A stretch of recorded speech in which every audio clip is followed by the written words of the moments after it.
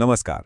आज हम एक ऐसी जबरदस्त और बहुत ही आसान उपचार पद्धति को समझने वाले हैं जो कहीं बाहर नहीं बल्कि हमारे अपने ही शरीर के अंदर से आती है।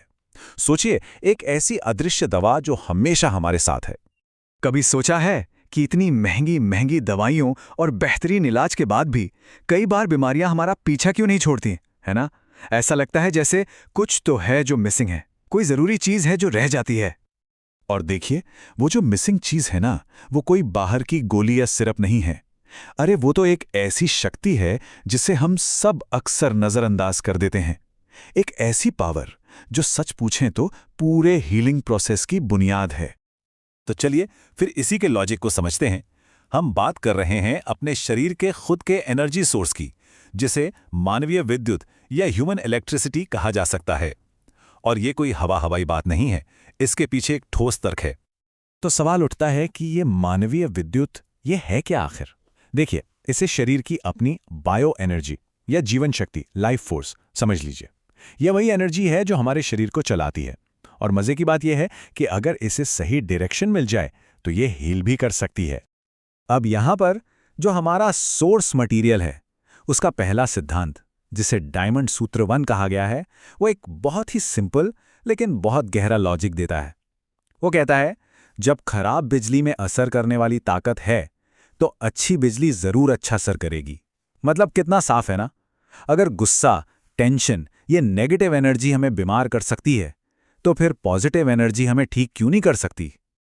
अच्छा, तो अब अगला सवाल ये है कि ये एनर्जी मिलती कहाँ है? क्या ये पूरे शरीर में फैली हुई है या फिर इसके कुछ खास सेंटर्स हैं? चलिए पता लगाते हैं कि ये हीलिंग एनर्जी आखिर कॉन्सेंट्रेटेड कहाँ है।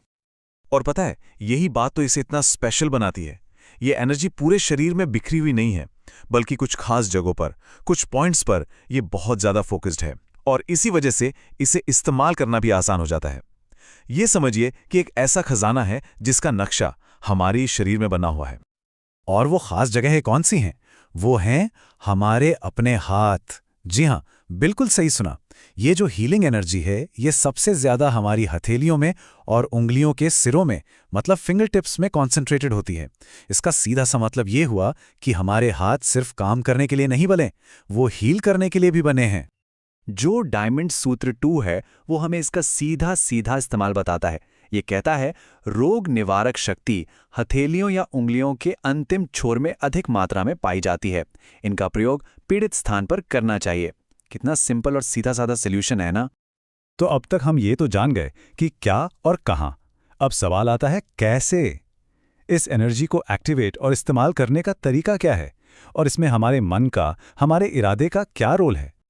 देखिए, ये प्रोसेस काम करता है एक जेंटल टच के जरिए, एक कोमल स्पर्श से। जब कोई किसी को छूता है या हल्के से मालिश करता है, तो ये जो फिजिकल इलेक्ट्रिसिटी है, ये एक शरीर से दूसरे में ट्रांसफर हो जाती है और उससे एक शांति और गहरे सुकून का एहसास होता है। इस पूरे प्रोसेस को ना 3 सिंपल स्टेप्स में समझ सकते हैं। स्टेप 1, अपनी विल पावर मतलब हील करने के इरादे को एकदम फोकस करें। स्टेप 2, जो भी अफेक्टेड एरिया है उस पर धीरे से हाथ रखें। और स्टेप 3, इमेजिन करें, महसूस करें कि हाथों से हीलिंग एनर्जी उस जगह पर जा रही है, फ्लो कर रही है।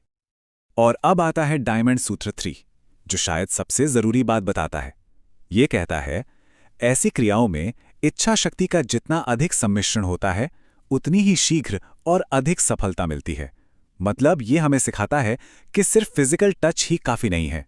जो हमारा इरादा है, हमारी विल पावर है, वो इस पूरे प्रोसेस का सबसे पावरफुल हिस्सा है। तो चलिए अब इन सारी बातों को एक साथ जोड़ के देखते हैं। ये जो पूरा कॉन्सेप्ट है ना, ये हमें हेल्थ को देखने का एक बिल्कुल नया नजरिया देता है। एक ऐसा नजरिया जो बाहर की दवाइयों से हटकर हमारे अंदर के ही रिसोर्सेज पर फोकस करता है। अब यहां देखिए, 2 रास्ते दिखाई दे रहे हैं। एक तरफ है बाहरी दवाइयां, जो अक्सर महंगी होती हैं, जिनके साइड इफेक्ट्स का भी डर रहता है।